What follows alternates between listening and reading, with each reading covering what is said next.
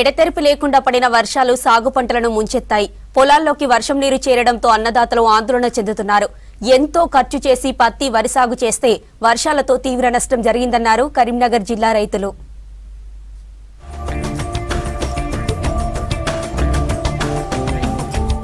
వానాకాలం చివరి దశలో పడిన భారీ వర్షాలు కరీంనగర్ జిల్లాలోని వందలాది ఎకరాల్లో పత్తి పంటను కోలుకోలేని దెబ్బతీశాయి. నల్లరేగడి భూముల్లో వేసిన పత్తి పంటకు ఈ వర్షాలు తీవ్ర నష్టం కలిగించాయి.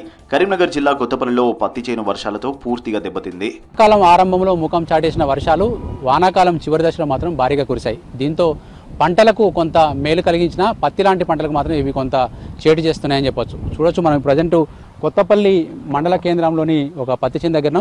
ఈ పత్తి చేను మొత్తం కూడా నల్లరేగడి నేల. ఇదంతా కూడా నల్లరేగడి నేలలో మొత్తం వర్షమంతా నీరుగా నిలిచి పత్తి పంటకు తీవ్ర నష్టం కలిగించింది. చాలా వరకు మొక్కలు మొత్తం రంగు మారిపోయినాయి. 2-3 రోజుల క్రితం కురిసిన వర్షానికి పత్తిలో ఈ పత్తి పంట ప్రత్యేకత ఏంటంటే నీళ్లు, ఇది ఆరుతడి పంట కాబట్టి నీళ్లు రావాలి పోవాలి, అట్లా ఉంటేనే పత్తి చాలా ఏపుగా ఎదుగుతుంది. కానీ ఎప్పుడైతే నీళ్లు నిలుస్తాయో మొత్తం పత్తి పంట అంతా కూడా ఇట్లా చాలా ఖరాబ్ అయ్యే పరిస్థితిలో ఉన్నాయి.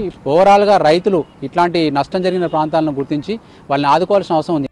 కరీంనగర్ జిల్లా కొత్తపల్లి, చొప్పదండి, మానకొండూరు, తిమ్మపూర్ ఏరియాల్లోని రైతులు పెద్ద మొత్తంలో పత్తి పంట సాగు చేశారు.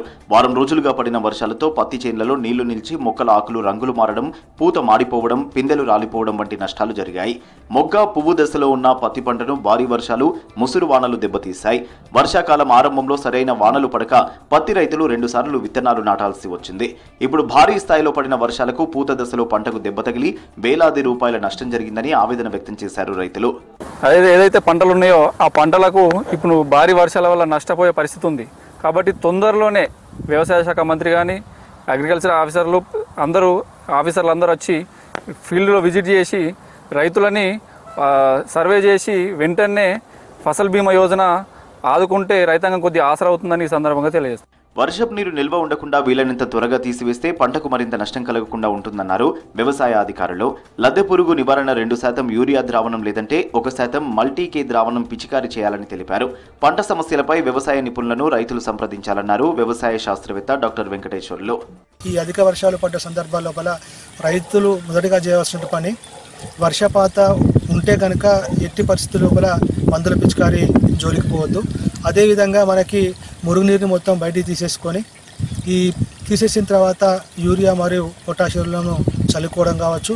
ఒకవేళ మొక్క ఒత్తిడిలో ఉంటే కనుక నీటిలో కరిగే ఎరువులు కనుక పిచికారీ చేసుకుంటే ప్రస్తుత పరిస్థితి నుంచి ఈ పంటను రక్షించుకోవచ్చు. కాబట్టి రైతు సోదరులు జాగ్రత్తగా గమనించి పంట లోపల ఈ చర్య తీసుకుని కోరుతున్నారు.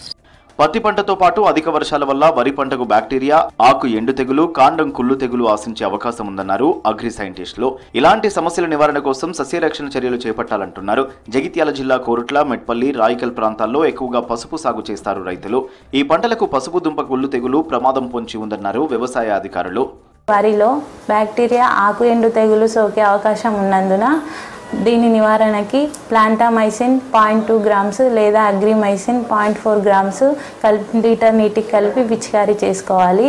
అలాగే వరిలో కాండం కుళ్ళు తెగులు సోకే అవకాశం ఉన్నందున carbendazim plus mancozeb 2.5 grams litre నీటికి కలిపి పిచికారీ చేసుకోవాలి.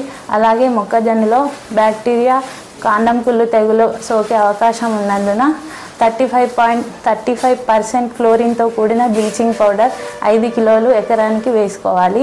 అలాగే పసుపులో దుంపకుళ్ళు తెగులు సోకే అవకాశం ఉన్నందున మెటలాక్సిల్ ప్లస్ మ్యాంకోజెబ్ పిచికారీ చేసుకోవాలి.